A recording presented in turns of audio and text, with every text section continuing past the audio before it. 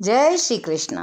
मैं संध्या शर्मा श्री चैतन्य महाप्रभु की इस कथा में आप सभी हरिभक्तों का स्वागत करती हूँ। रथ यात्रा बड़े ही उत्साह से संपन्न होती है। संसारी लोगों पर पुण्य स्थानों का बड़ा ही प्रभाव पड़ता है।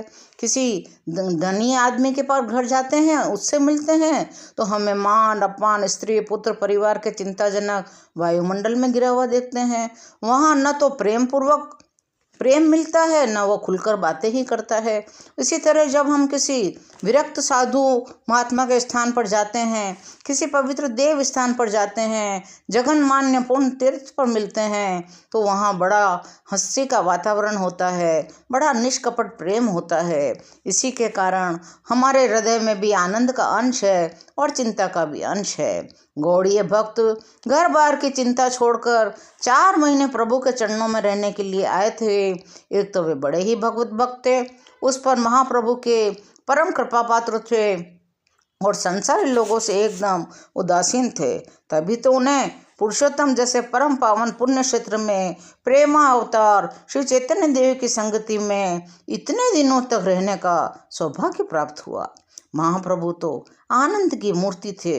उनकी संगति में परम आनंद का अनुभव होता था। रथ यात्रा के पश्चात जो पंचमी आती है उसे हेरा पंचमी कहते हैं। उस दिन महालक्ष्मी भगवान को खोजती है, इसीलिए उसका नाम हेरा पंचमी पड़ा।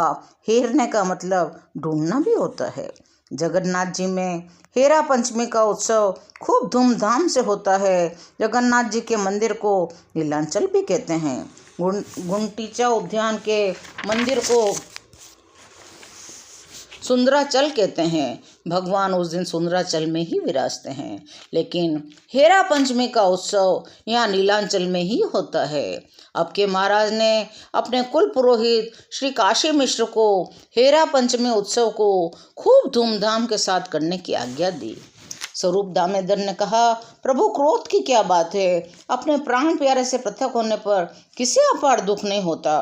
तब महाप्रभु ने कहा, मैं जानना चाहता हूँ, भगवान अकेले ही चुपके से चोर की भांति वृंदावन क्यों चले गए, लक्ष्मी जी को वे साथ क्यों नहीं ले गए। तो स्वरूप दामोदर ने कहा, प्रभु रासलीला में ब्रज की गोपिकाओं का ही अधिकार है, लक्ष्मी जी के भाग्य में यह सुख नहीं है। श्रीवास पंडित लक्ष्मी जी का पक्ष लेकर स्वरूप दामोदर की बातों का चातुर्य पूर्वक खंडन करते थे। इस प्रकार ये प्रेम युक्त विवाद कुछ देर और चलता रहा। इस तरह 8 दिनों तक महाप्रभु सुंदराचल में भक्तों के साथ आनंद विहार करते रहे।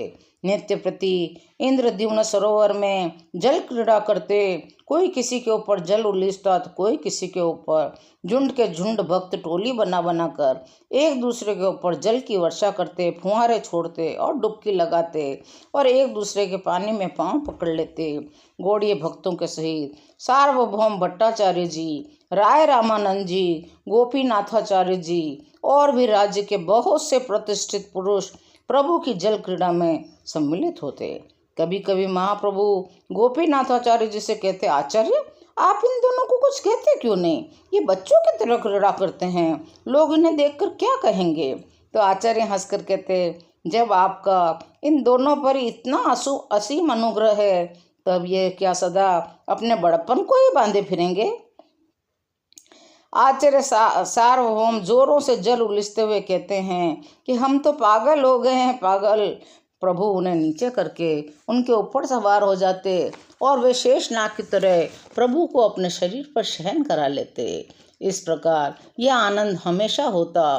कृष्ण लीलाओं का अभिनय करते भक्तों को अत्यंत सुख मिलता। 8 दिनों के साथ आनंद के साथ निवास करने के बाद अब जगन्नाथ जी की उल्टी रथ यात्रा का समय आया। भगवान अब सुंदराचल को छोड़कर नीलांचल पधारेंगे। सेवक वृंद भगवान को रथ पर चढ़ाने का प्रयत्न करने लगते हैं। उस समय भगवान को रथ पर चढ़ाते समय उनकी एक पट्ट डोरी टूट जाती है। प्रभु को बड़ा दुख होता है। वे रामानंद जी और सत्यराज से कहने लगे, आप लोग तो समर्थ हो, धनी हो, धन का सर्वोत्तम उपयोग तो यही है कि वह भगवान की सेवा पूजा में व्यय हो। इन दोनों धनी भक्तों ने प्रभु की इस आज्ञा को शिरोधार्य किया और अपने भाग्य की सराहना की। उसके दूसरे ही साल से प्रतिवर्ष भगवान की पटडोरी बनवाकर अपने साथ लाते थे। भगवान की रथारोहण पूजा हो गई, उसे पांडु विजय भी कहा जाता है। महाप्रभु अपने भक्तों के सहित संकीर्तन करते हुए रथ के आगे आगे चलते हैं। गौड़ीय भक्त बारी बारी से नित्य प्रति प्रभु को अपने यहाँ भिक्षा कराते थे। महाप्रभु भी प्रेम के साथ सभी भक्तों के यहाँ भिक्षा ग्रहण करते। जन्माष्टमी बीतने पर विजयादशमी का उत्सव आया।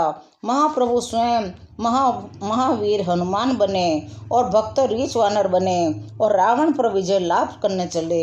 महाप्रभु को सचमुच हनुमान जी का ही उस समय भावावेश हो आया था। वे हाथ में वृक्ष की शाखा लिए किलकारियां मारने लगते। महाप्रभु के इस अद्भुत भाव को देखकर सभी लोग विस्मित हो गए। इस प्रकार महाप्रभु ने भक्तों के साथ मिलकर रास यात्रा, दीपावली, देवोत्थान आदि कई पर्वों की लीलाएं करी। महाप्रभु के साथ रहने का समय किसी को मालूम भी न पड़ा और वह कब समाप्त हो गया। सभी अपने अपने घर और परिवारजनों को एकदम भूले हुए थे। सबका चित्र श्री जगन्नाथ जी में और महाप्रभु में लगा रहा। अब महाप्रभु ने भक्तों को अपने अपने घर लौट जाने की आज्ञा दी। इस बात को सुनते ही सभी को ऐसा लगा कि उनके कोमल कोमल वृक्षों पर तुषार गिर पड़ा हो। अने उसी प्रकार का दुख सभी भक्तों को हुआ।